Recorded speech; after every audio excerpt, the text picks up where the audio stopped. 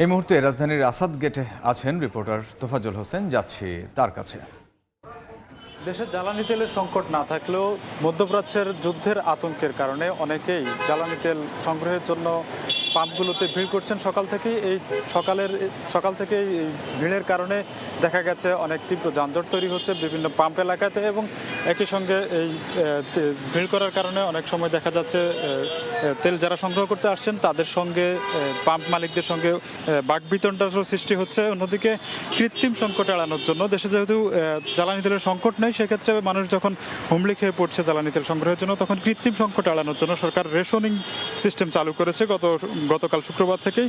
সেই রেশনিং সিস্টেমের মাধ্যমে বিভিন্ন যানবাহনের জন্য বেঁধে দেওয়া হয়েছে নির্দিষ্ট পরিমাণ জ্বালানি তেলের পরিমাণ। সেই পরিমাণ মতোই সবাইকে জ্বালানি তেল সংগ্রহ করতে হচ্ছে। পাম্পগুলোতে সরকারের নির্দেশনা মেনে জ্বালানি তেল দেওয়া হচ্ছে মোটরসাইকেল, গাড়ি বা দূরপাল্লার গাড়িগুলোকে।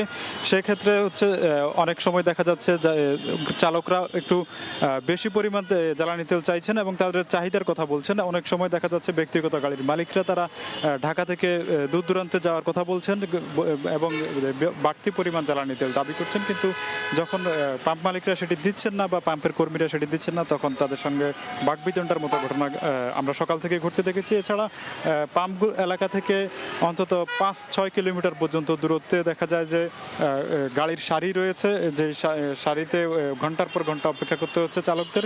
এই ঘন্টার পর ঘন্টা অপেক্ষা করেই তারা কিন্তু জ্বালানি তেল সংগ্রহ করছেন। এই জ্বালানি তেল সংগ্রহ করতে গিয়ে অনেকে অভিযোগ করছেন যে দূর দূরান্ত থেকে পাম্পগুলোতে এসে তারা যে তেল পুড়িয়ে আসছেন গাড়ির, সেই তেলটুকু তাদের লস হচ্ছে। সেই ক্ষেত্রে তারা চাচ্ছেন যে পর্যাপ্ত পরিমাণ যদি জ্বালানি তেল তাদেরকে দেওয়া হয়, তাহলে প্রতিদিনই তাদেরকে জ্বালানি তেল সংগ্রহ করার প্রয়োজন পড়বে না। এতে করে অপচয় কমবে এবং এই যে কৃত্রিম সংকটের একটা আশঙ্কা তৈরি হয়েছে, সেই কৃত্রিম সংকটের আশঙ্কা দূর করার জন্য সরকার রেশনিং সিস্টেম চালু করেছে এবং এটি খুব শক্তভাবে কার্যকর করার জন্য সরকার থেকে তদারকি করা হচ্ছে। এই ছিল রাজধানীর আসাদ গেট থেকে আমার কাছে সর্বশেষ। আসাদ গেট থেকে জানাচ্ছিলেন সহকর্মী তোফাজ্জল হোসেন।